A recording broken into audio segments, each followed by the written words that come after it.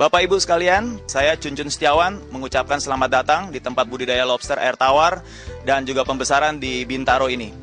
Nah, lobster air tawar seperti kita sudah ketahui, lobster air tawar ini sudah ada di Indonesia sejak tahun 2002 dikembangkan dan sampai tahun 2010 sekarang sudah berjalan 8 tahun, terbukti bahwa budidaya lobster air tawar ini tetap konsisten, baik itu di produksi maupun juga di pemasarannya. Dan bahkan sampai sekarang ini pemasaran tidak hanya meliputi daripada kelas-kelas menengah ke atas, mungkin seperti kafe, hotel dan sebagainya.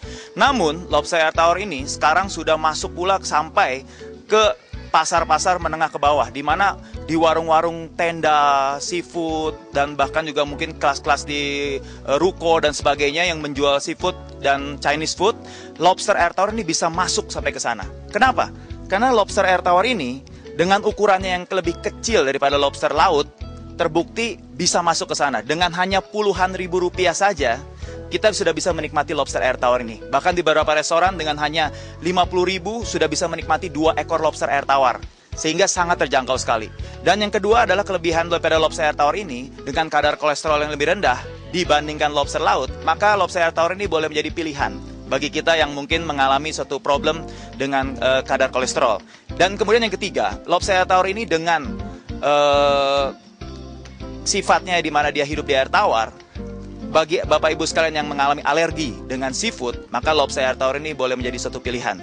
Dengan begitu banyak kelebihan, dengan begitu banyak manfaat daripada lobster air tawar ini, maka saya yakin bahwa ke depannya prospek lobster air tawar ini akan terus berkembang. Apalagi permintaan dari luar negeri sudah sedemikian banyaknya masuk. Namun masih suatu masalah sampai sekarang adalah keterbatasan dari produksi daripada lobster air tawar ini.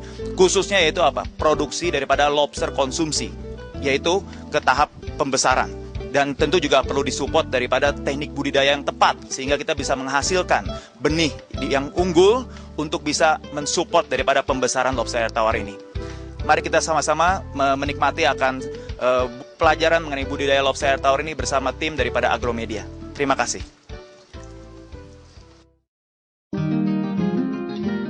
Lobster. Siapa sangka udang besar ini ternyata bisa dibudidayakan di air tawar. Padahal sebelumnya hanya lobster laut yang dieluk-elukan oleh penikmatnya. Penyebabnya tidak lain karena rasa daging lobster laut begitu menggugah selera. Sayangnya lobster laut masih sulit dibudidayakan, sehingga keberadaannya masih terbatas dari hasil tangkapan alam.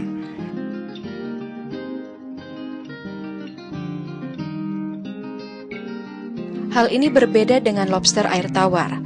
Selain memiliki rasa yang tidak jauh berbeda dengan lobster laut, lobster air tawar terbukti mudah dibudidayakan. Selain itu, harga jualnya yang stabil juga menjadikan lobster ini sangat menjanjikan untuk dijadikan sebagai usaha sampingan.